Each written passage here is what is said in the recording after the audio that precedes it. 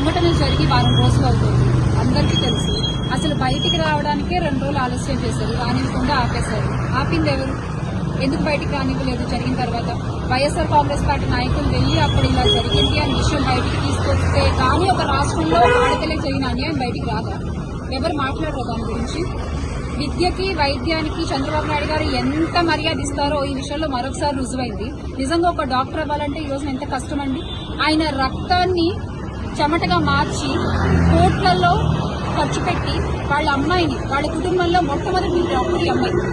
ఆ అమ్మాయిని డాక్టర్ చేయాలని ఆశపడిన ఒక తండ్రికి ఈ రోజున ఆంధ్ర రాష్ట్ర ప్రభుత్వంలో ఏం దక్కింది? చనిపోయిన బిడ్డ శవం దక్కింది. ఆమె ఎంత మంది ప్రాణాలు కాపాడేదాన్ని కనుక ఉండుంటే ఈ రోజున ఆమె ఈ రోజు ప్రాణాలు లేకుండా పడుంది. అలాగా మేము వెళ్ళి చూసి వచ్చాము. మాకు ఇక్కడికి వచ్చేంత వరకు విషయం తెలియదు. మేము ఇంకా ఆవిడ వెంటిలేటర్ పైన ఉన్నారు, ప్రాణాల కోసం వాళ్ళు పోరాటం చేస్తున్నారు, కలవాలి అని చెప్పి వచ్చాం. మేము ఇక్కడికి వచ్చిన తర్వాత వార్త తెలిసి నిజంగా మా మనసు చాలా కలిసివేసింది. మేము కిందకి వెళ్లి చూస్తామంటే కూడా ముందు ఒప్పుకోలేదు. తర్వాత చంద్రశేఖర్ అన్న వాళ్ళతో మాట్లాడి మేము చూడాలి ఆ అమ్మాయిని అని చెప్పి అడిగిన తర్వాత మాకు ఓపెన్ చేస్తారు. తర్వాత వెళ్లి చూసి వచ్చాము.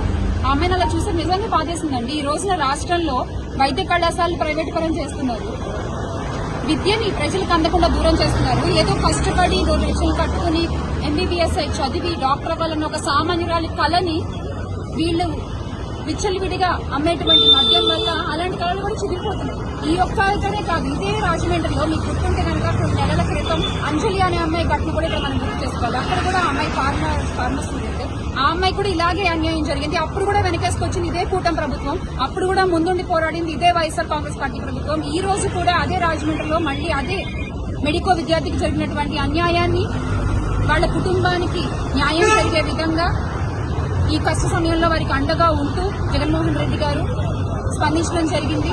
అన్నని గాని నన్ను గాని వాళ్ళకి వెళ్లి చూసి రమ్మని చెప్పడం జరిగింది. మేము వచ్చి చూసాము. ఒకటే మాట చెప్తున్నాము, ఇది నిజంగా వైద్య రంగం అంతా మీదేసుకోవాల్సినటువంటి సమస్య. ఒక మెడికో విద్యార్థికి జరిగినటువంటి అన్యాయాన్ని విద్యార్థులందరూ రోడ్ల మీదకి వచ్చి ఖండించాలి, ఈ కుటుంబానికి అండగా నిలబడాలి. ఈ రోజు ఏదైతే మనం చాలా ప్రౌడ్ గా చెప్పుకున్నామో వి ఆర్ ద జెన్జీ అని, ఈ జెన్జీలో ఎవరికి చిన్న అన్యాయం జరిగినా వీళ్ళు come on to the roads and వీళ్ళు క్వశ్చన్ ద గవర్నమెంట్ అనేది ఈ ప్రభుత్వానికి తెలియాలి. ఈ కుటుంబానికి న్యాయం జరిగే వరకు మనం ఫైట్ చేద్దాము. ఇంకా 2 ఆడపిల్లలు ఉన్నారు ఈ కుటుంబంలో.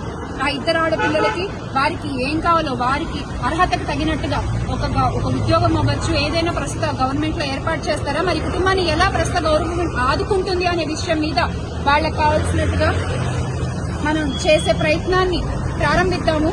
వైఎస్ఆర్ కాంగ్రెస్ పార్టీ ఎప్పుడు కూడా మీ కుటుంబానికి న్యాయం జరిగే వరకు మీకు అండగా ఉంటుంది.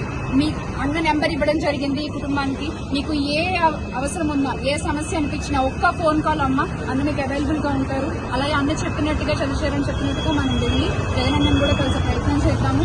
సరేనా? మీరు మాత్రం ధైర్యం కోల్పోవద్దు. పరీక్షిత్ గారు అంటున్నారు వాళ్ళ సిస్టర్ హస్బెండ్, ఆయన ఏమంటున్నారు, ఉరిశిక్ష పడాలి నిందితుడికి అంటున్నారు. ఆయన అంత మండిపోయి ఉన్నారు ఆ కుటుంబం అంతా కూడా. మరి ప్రస్తుత కూటమి ప్రభుత్వం ఏం సమాధానం చెప్తుంది వీళ్ళ కడుపు మంటకు అనేది చూద్దాం.